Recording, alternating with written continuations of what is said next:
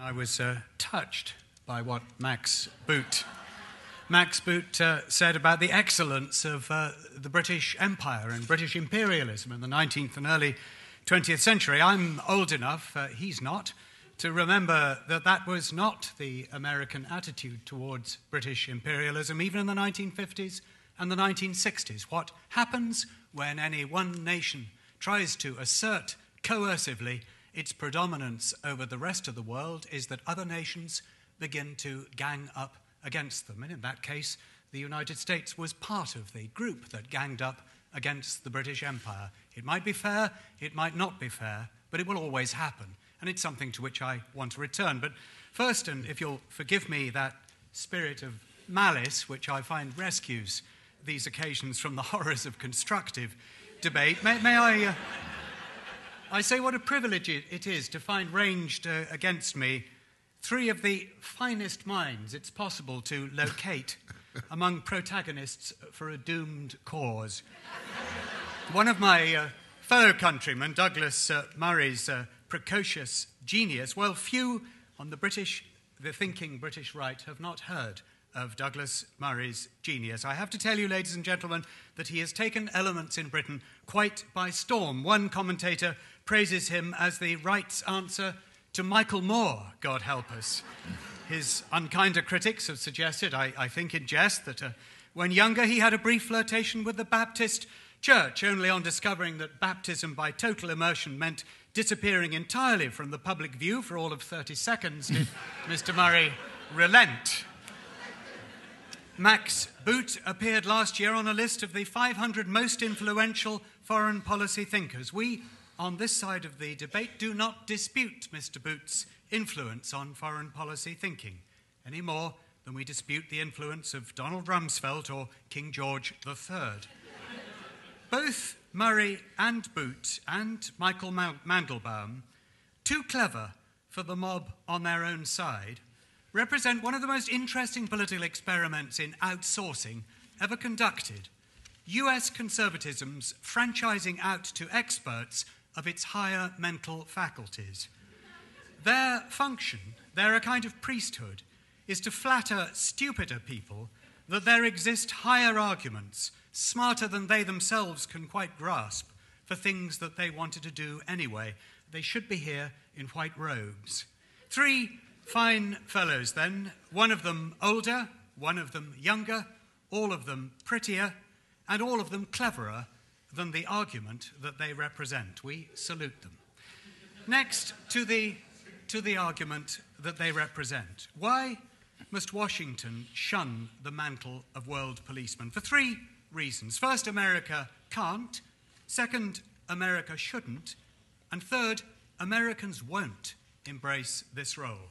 We don't debate whether Belgium should police the world because the possibility does not arise, nor does it for America, as Ellen Laipson says, not even America.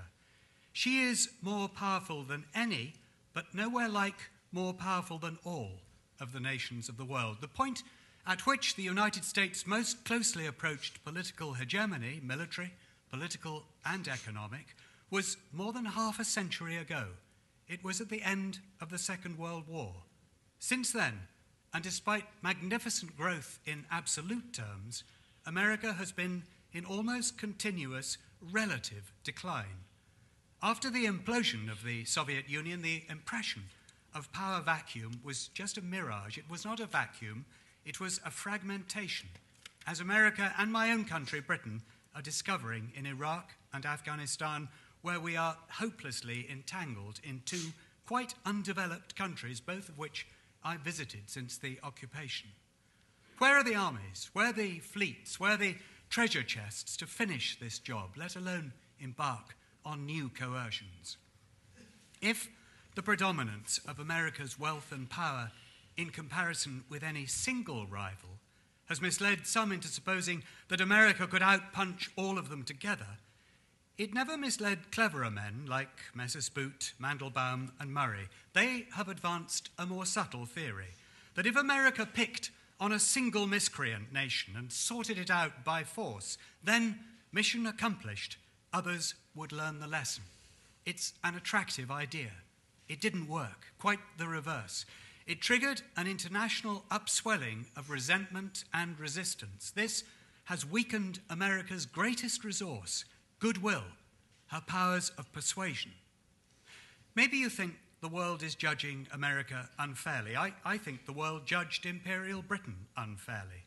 But ask why that happens, why that always happens. And if you want to know the answer, ask how Americans would feel if the boot, Max will forgive me, were not on the American foot. Of all people, Americans should know that a policeman implements laws made by and for the people that he polices, under a government whose legitimacy derives from its being their own. Police other nations, and there will be no such assumed legitimacy. Without acquiescence, you can only impose. America does not have the brute power to impose, nor the right. I said that not only can America not police the world, but that she should not. With whatever goodwill you set out on your policeman's beat, your decisions must in the end take account of your own interest. How can it be otherwise? Faced with a conflict between the interests of the American people and anywhere else in the world, how can a Democrat believe that Washington can or would stand blindfold in disinterested judgment between the two? We act in the end in our own interests. Finally, I said that America won't police the world. I don't believe it is the will of the American people. I'm not a narrow-horizoned Englander. I was born in Africa, schooled in Cyprus, Zimbabwe. My family lived for 5 years in Jamaica. I was at school in Swaziland and for 2 years at Yale University. I know a bit about America and Americans, and I think there's something different about you. I think that even if you could police the world, I don't think that Americans want to police the world. I don't think that Americans are isolationist.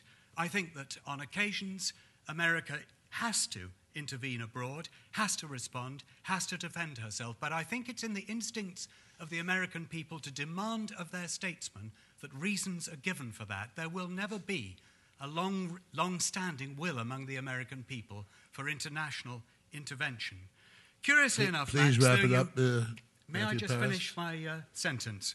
Sentence. Though you think your argument faces a tough test before an audience of internationalist New Yorkers, it's out there in the sticks among the right where it will finally founder. I know those people. I represented them in England. They are conservatives. You, Max, Douglas, and your cartload of doctrine and theory are not.